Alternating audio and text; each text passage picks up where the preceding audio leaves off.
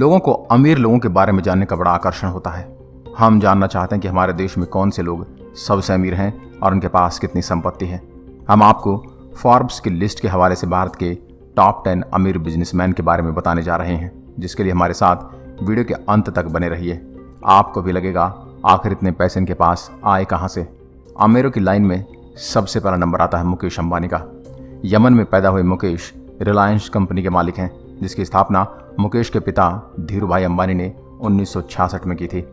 2002 में पिता के देहांत के बाद मुकेश और उनके भाई अनिल में बंटवारा हो गया। ऐसे में रिलायंस के बैनर तले होने वाले अलग अलग व्यवसाय दोनों भाइयों में बंट गए। मुकेश के हिस्से में मुख्य तौर पर पेट्रोकेमिकल, ईंधन और गैस का बिजनेस है। भारत के टेलीकॉम मार्केट की सूरत बदलने वाला रिलायंस जियो मुकेश अंबानी की देन है। फॉर्ब्स 2018 के मुताबिक इनकी संपत्ति 47.3 अरब डॉलर यानी करीब 33 खरब रुपए है। नंबर 2, अजीम प्रेमजी। मुंबई में पैदा हुए अजीम प्रेमजी भारत की दिग्गज आईटी कंपनी विप्रो लिमिटेड के चेयरमैन हैं। इन्हें विरासत में खाना पकाने वाले तेल का बिजनेस मिला था। 1966 में पिता के देहांत के बाद उन्होंने बिजनेस संभाला और फिर इंफॉर्मेशन टेक्नोलॉजी और सॉफ्टवेयर के क्षेत्र में अपना व्यापार बढ़ाया। आज विप्रो भारत की तीसरी सबसे बड़ी आउटसोर्स कंपनी है। आउटसोर्स यानी कि किसी बड़ी कंपनी को अपनी कोई खास सेवा या कर्मचारी मुहैया कराने वाली संस्था। इन्हें भारतीय आईटी इंडस्ट्री का कजार कहा जाता है, जिसका मतलब रूस के सम्राट की पदवी होता है। फॉर्ब्स 2018 के मुताबिक इनकी संपत्ति 21 अरब डॉलर यानी करीब 15 खरब रुपए है। नंबर 3, लक्ष्मी निवास मित्तल। उम्र 68 साल।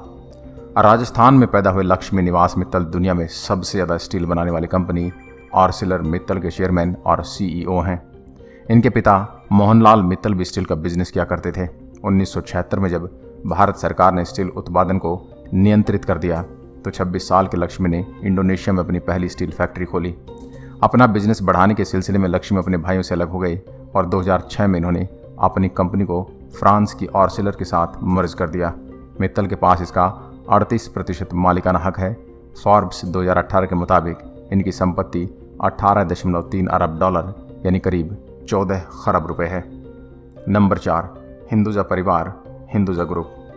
हिंदुजा ग्रुप यानी 4 भाई श्रीचंद, गोपीचंद, प्रकाश और अशोक हिंदुजा। सिंधी परिवार में पैदा हुए परमानंद दीपचंद हिंदुजा ने 1914 में मुंबई और कराची से अपनी कंपनी शुरू की थी। पिता के 4 बेटों ने व्यापार संभाला। 1919 से 1979 तक हिंदुजा का हेडक्वार्टर ईरान में रहा, जहां इस्लामिक क्रांति शुरू होने के बाद इन्होंने अपने सरोकार यूरोप में शिफ्ट कर दिए। Hinduja group import, export, trading, banking, call centre, health care और टीवी केबल तक के बिजनेस में हैं। श्रीचंद और गोपीचंद लंदन में, प्रकाश जिनेवा में और अशोक मुंबई में रहते हैं। चारों भाई एक जैसे कपड़े पहनना और एक जैसा चश्मा लगाना पसंद करते हैं। फॉर्ब्स 2018 के मुताबिक इनकी संपत्ति 18 अरब डॉलर यानी 13 खरब रुपए है। नंबर 5, पलौंजी मिस्त्री, 89 साल।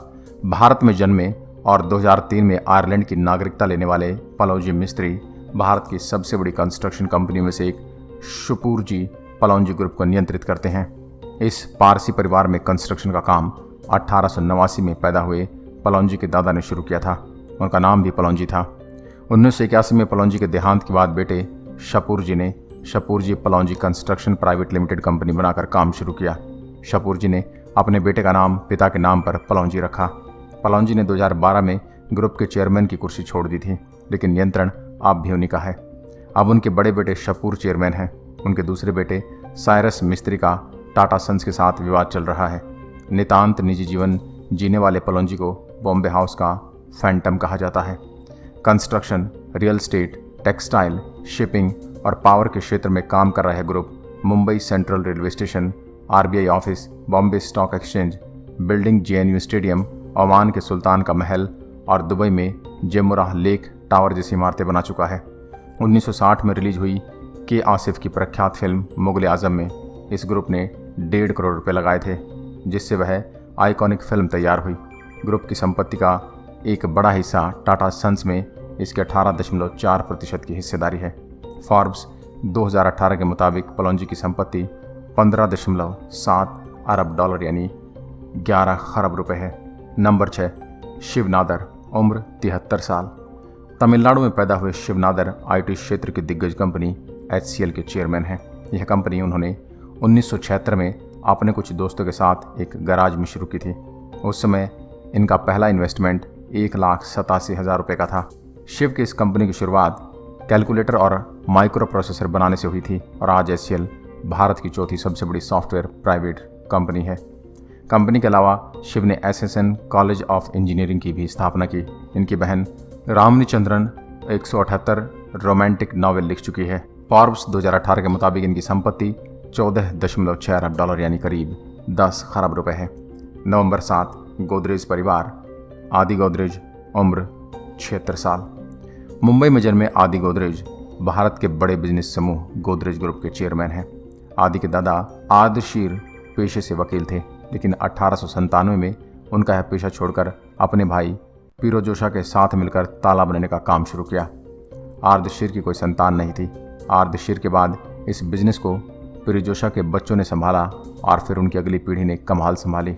2000 में गोदरेज के चेयरमैन बनने वाली आदि इसी तीसरी पीढ़ी से ताल्लुक़ रखते हैं, जो अपने भाई नादिर और कजिन जमशेद गोदरेज के साथ कंपनी को आगे बढ़ा रहे हैं। गोदरेज ग्रुप मुख्य रूप से consumer product, real estate, industrial engineering और कृषि उत्पादों के धंधे में है। आदि नाव चलाने का शौक रखते हैं। फॉर्ब्स 2018 के मुताबिक गोदरेज परिवार की संपत्ति 14 अरब डॉलर यानी करीब 9 खरब रुपए है। नंबर 8 दिलीप संघवी, उम्र 63 साल। गुजरात में जन्मे दिलीप संघवी दवाई बनाने वाली कंपनी सन फार्मास्यूटिकल्स के संस्थापक हैं और मैनेजिंग डायरेक्टर भी। दिलीप के पिता शांतिलाल संघवी कोलकाता में दवाइयों का थोक डिस्ट्रीब्यूशन करते थे। दिलीप अपने पिता की मदद करते थे। धीरे धीरे उन्हें लगा कि दवाइयाँ बेचने के बजाय खुद दवाइयाँ बनाकर ज़्यादा पैसे कमाए जा सकते हैं। 1983 में उन्होंने अपने पिता से 10,000 रुपये लेकर सन फार्मास्यूटिकल इंडस्ट्रीज की शुरुआत की। आज उनकी कंपनी दवाई बनाने के मामले भारत की सबसे बड़ी और दुनिया की चौथी सबसे बड़ी कंपनी है। अपने व्यापार को विस्तार देते हुए दिलीप ने कई देश विदेशी कंपनियों का अधिग्रहण किया।